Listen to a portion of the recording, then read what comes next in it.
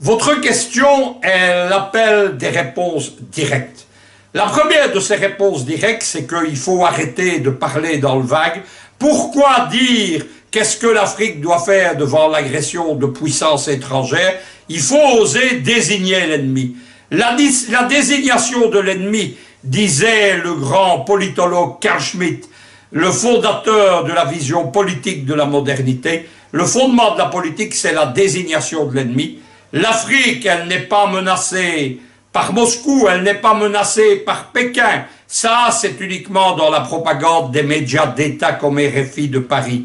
L'Afrique, elle est menacée par le bloc américano-occidental dirigé par l'impérialisme américain. C'est lui qui a organisé notamment le printemps africain, pour ne parler que des 10 dernières années, le soi-disant printemps arabe qui a précédé le printemps africain. Et c'est lui, aujourd'hui, qui organise avec la nouvelle politique africaine de Trump et Bolton, énoncée devant un think tank néoconservateur à la mi-décembre 2018 par Bolton, c'est lui qui a organisé un super printemps arabo-africain qui vise l'Algérie, qui vise le Soudan, qui vise la Jordanie, qui vise la Syrie, qui vise le Congo-RDC, qui vise le Burundi, qui vise le Cameroun. Mes frères camerounais sont bien placés pour s'en inquiéter chaque jour. Voilà la première chose qu'il faut savoir. Désigner l'ennemi, prendre la mesure de celui-ci, écouter ceux qui en parlent et qui le combattent depuis longtemps. Je suis, je vous l'avouerai, un peu fatigué de jouer les Cassandres sur les plateaux d'Afrique Média ou de Presse TV, mais dans les pays où on m'a écouté, comme le Burundi, on a résisté avec efficacité à l'invasion étrangère. Une fois l'ennemi désigné, il faut prendre sa mesure. Qu'est-ce que c'est l'impérialisme américain? C'est la superpuissance unique, il n'y en a pas d'autre, depuis l'effondrement de l'Union soviétique. Ni la Chine, ni Moscou, ni l'Inde ne sont des superpuissances, ce sont de grandes puissances régionales, il ne faut pas se méprendre. La Russie, par exemple, c'est le fantôme de ce qu'était l'Union soviétique. Elle a perdu les 2/5 de son territoire, plus de la moitié de sa population, plus des 2/3 de ses forces militaires. Elle n'a conservé de l'Union soviétique que les 10 000 têtes nucléaires, la capacité de détruire la planète. Comme l'a dit Poutine un jour, il n'y a que Moscou qui peut envisager de vitrifier les États-Unis. Mais sorti de ça, il faut prendre la mesure de l'ennemi. Moi, je ne vais pas vous faire du blabla, j'aime bien parler de choses concrètes. On va parler de choses concrètes. On prend les 10 budgets militaires des 10 premières puissances mondiales. La première, ce sont les États-Unis. Il y a dedans la France, la Grande-Bretagne, la Russie, la Chine, l'Inde, l'Allemagne de Mme Merkel, qui est une grande puissance économique, même si elle reste à un âge géopolitique. Il y a donc tous ces gens. Le seul budget militaire des États-Unis est supérieur au budget cumulé des 7 autres premières puissances du classement, y compris la Russie et la Chine. Le budget, il est de 700 milliards de dollars par an. C'est une somme vertigineuse. En francs CFA, vous multipliez par plus de 600, vous imaginez ce que c'est. Les États-Unis, ils ont des flottes sur toutes les mers du globe, ce que personne n'a. Il y a un plan russe avec Poutine pour que ce soit le cas, comme du temps de l'Union soviétique, mais en 2050. La Chine, péniblement, elle est présente dans le Pacifique.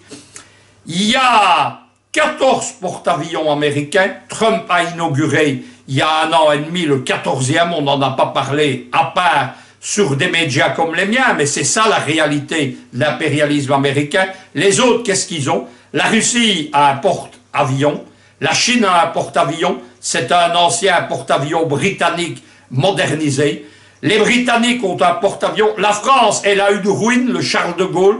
Le Charles de Gaulle, 1 année sur 2, il navigue, 1 année, il est en réparation, ça ne durera pas longtemps. Il est de plus intégré à la 6e flotte américaine en Méditerranée, sous le commandement d'un vice-amiral américain. C'est ça l'effondrement de la France, de Sarkozy, Hollande et Macron, devenue une petite puissance qui porte les valises de l'impérialisme américain. Et c'est comme ça dans tous les domaines. Lorsqu'on regarde les bases militaires sur les 6 continents, y compris dans l'Arctique, il y a plus de 400 bases militaires américaines, les autres, ils en ont quelques-unes. On va prendre l'exemple de l'Afrique. En 2007-2008, lorsqu'est créé l'Africom par Bush et développé par Obama, il y a une base américaine à Djibouti. Aujourd'hui, il y en a 34, concentrées sur un axe militaire qui va de Dakar à Djibouti, avec ces deux plateformes de l'impérialisme américain que sont le Sénégal et Djibouti. Le but, c'est de constituer une frontière à l'immense, comme disaient les stratèges de l'Empire romain, sur le Sahara, sur l'ancienne route des épices, et de mettre là la frontière de l'Eurasie américaine, pas en Méditerranée, de casser l'Afrique en deux. Il s'agira ensuite de digérer l'Afrique australe jusqu'au Grand Lac en l'anglicisant et en la tournant géopolitiquement vers le bloc des Amériques. Voilà la surpuissance américaine. Certains nous disent inlassablement qu'il faut se méfier des Russes, des Chinois, etc. Ils nous disent aussi que l'Afrique doit trouver les forces seules. On se demande où elle va trouver les forces, par exemple, pour construire une industrie nucléaire, pour produire sa bombe atomique, pour produire des porte-avions. Ceux qui ont la technologie, ce sont précisément les Russes, les Chinois, les Indiens, les Pakistanais et leurs alliés comme la Corée du Nord, et on va en parler. Pour faire le poids contre la superpuissance américaine, aucun de tous ces pays n'a dit « nous faisons face seuls ». Ils savent qu'ils ne font pas le poids. Ils se sont unis dans un bloc géopolitique. Il s'appelle l'Organisation de coopération de Shanghai. C'est lui qui porte vers l'économie les BRICS et qui porte vers la géoéconomie les nouvelles routes de la soie de Xi Jinping ou l'unification eurasiatique de Lisbonne à Vladivostok de Poutine et Lavrov. Ce bloc, l'OCS, il a des accords d'intégration militaire, il fait des manœuvres communes. Il y a eu, au mois de septembre de l'année dernière, les plus grandes manœuvres russes depuis 1983 au temps de l'Union soviétique.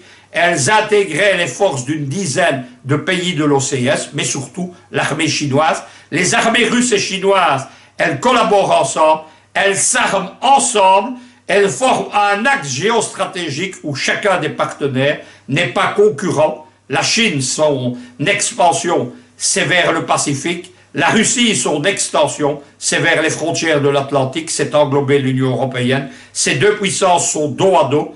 Il faut faire de cet axe un triangle d'acier, en y incluant l'Afrique, une Afrique qui doit se décoloniser, se libérer. N'espérez pas une libération d'une Afrique seule. Ça, c'était la géopolitique du début des années 60, où des petits blocs comme l'Union européenne ou l'Afrique pouvaient exister. Il faut aujourd'hui de gigantesques ensembles continentaux avec une puissance industrielle et précisément le FMI, les États-Unis, la globalisation américaine. Elle n'a qu'un but depuis les ajustements structurels des années 80, c'est empêcher l'industrie et surtout l'industrie lourde qui est la base du développement des États en voie de développement. Ce sont les théories de Friedrich List, le père du nationalisme économique. Eh bien, le but des Occidentaux, c'est d'empêcher l'industrialisation de l'Afrique. Sans ça, il n'y aura pas de développement, pas d'émergence, pas d'État panafricain, pas d'armée panafricaine. Voir le triste sort du G5 Sahel, par exemple, ou la véritable invasion militaire par l'Africom, les États-Unis, la France, shérif de l'Afrique, d'après les généraux du Pentagone. Il y a même les Belges, il y a les Britanniques, il y a les Italiens, il y a surtout la Bundeswehr de Mme Merkel. Une mission militaire en 2013, plus de 20 aujourd'hui. Tous ces gens sont à la reconquête de l'Afrique. Leur but, c'est simple, c'est d'empêcher le néo-panafricanisme. Il y a eu en 2015 une étude de l'état-major français. On désignait comme ennemi des Occidentaux en Afrique, précisément, le panafricanisme allié à la Russie et à la Chine. Il faut, et c'est mon principe, se faire un devoir et un honneur de se faire enseigner par l'ennemi. L'état-major français, dans son rapport, elle nous a enseigné la voie à suivre, pas seulement pour l'Afrique d'ailleurs, mais pour l'Eurasie et l'Afrique. C'est la vision de Xi Jinping, c'est la vision de Poutine, c'est la mienne aussi en tant que géopoliticien depuis des années. J'ai défendu ces idées avant qu'elles ne soient populaires à Moscou ou à Pékin, en Jean-Maria libyenne par exemple, dès les années 1990. L'avenir de l'Afrique, la défense de l'Afrique, elle se fait main dans la main avec tous ceux qui veulent un monde multipolaire.